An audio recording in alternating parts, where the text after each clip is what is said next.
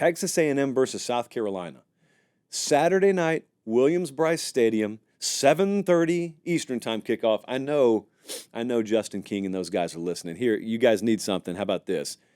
Williams-Brice Stadium, Saturday night, 7:30 kickoff. Aggies coming to town. Where else would you rather be than Columbia, South Carolina? And cut. All right, that'll go good in the hype video. Now, this right here is the number 12 team in the AP poll, or number 12 team in the JP poll, versus number 26 in the JP poll. South Carolina, that's them. They are knocking on the door of the JP poll right now, and it is treacherous territory for Texas A&M because everyone is sky high after what they just did to LSU, and I think it's a really dangerous spot to be coming into. So, where does the South Carolina offense need to come from? I'll tell you where it could come from. A&M's 93rd in the country in pass D, so you can throw on them. Can South Carolina? They're 108th in passing offense. So that matchup, unless Lenora Sellers comes out of the bye week with his arm on fire, it doesn't just automatically scream, oh, Gamecocks take advantage there. They want it to be a Rocket Sanders game. They want to hand it off. They want to be able to lean on their ground game. A&M's really good against the run, though. So this has all the ingredients of a low-scoring game. South Carolina, I don't think, can get into obvious passing spots here. Or if they do, man, Sellers has really got to be able to move and stay upright and keep his eyes downfield and stay off the ground, stay clean. They are second worst in the country in sacks allowed right now. A&M will get to you, like A&M can get to you. They've done it all year. The good news is I'm not sure A&M can pull away offensively in this game.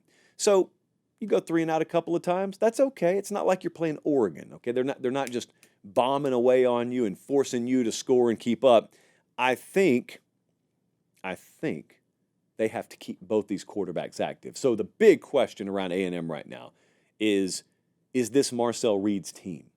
Or will Connor Wigman start again? Well, it seems to me that your best moments this year have been from having a guy on the field the other team didn't prepare very well for.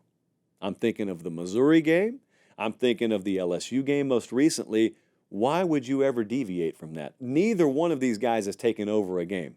Neither one of them, over an extended period of weeks, is taking over a chunk of the season. I don't think so, at least. So, Wigman, I would love for you to have the pass protection and the weapons for him to be able to stretch the field. I would love for his decision-making to be better.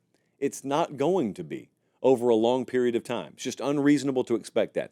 Marcel Reed, I'd love for you to just be able to crank it out on the ground and pick your spots to throw, but is that a long-term sustainable strategy to get where you want to go? I don't know that it is. So use both of them. Not just have a plan to use both of them, but use both of them. There's a lot of debate also with South Carolina coming out of their bye week. Will they change anything up offensively? There's a really good thread over on the Big Spur right now, which is the South Carolina 24/7 message board, where people are saying, I don't know. I think Shane Beamer and company may largely stick with what's got him this far. I don't know about that. I just using logic. I don't know about that. I don't doubt that's what people have heard there. I'm just thinking it independently here. You got to have something new. Like, you got to come out of the gun here with some new wrinkles, do you not? I mean, you've got a green quarterback coming into, well, you got Marcel Reed being a green quarterback coming into Williams-Brice Stadium, and you got an opportunity to really pop your biggest win of the season here, and your defense is playing lights out. Your special teams is really good.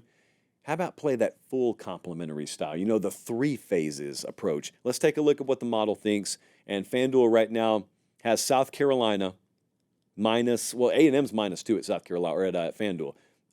We do not have that. The model has the wrong team favored. Model has South Carolina -2.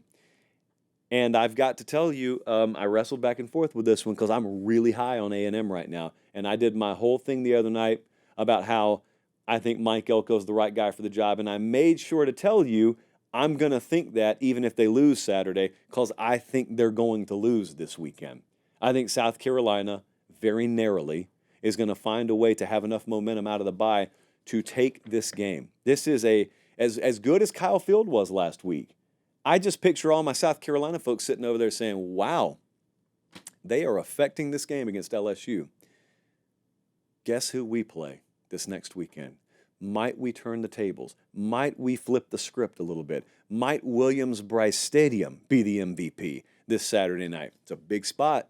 They played LSU, but they played them early in the day.